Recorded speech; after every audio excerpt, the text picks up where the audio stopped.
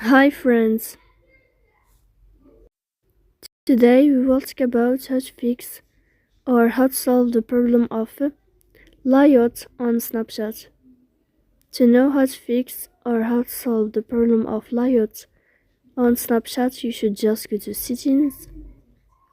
In the first, you can go to the window of apps and you can search about the application of Snapchat. Here you will enter here.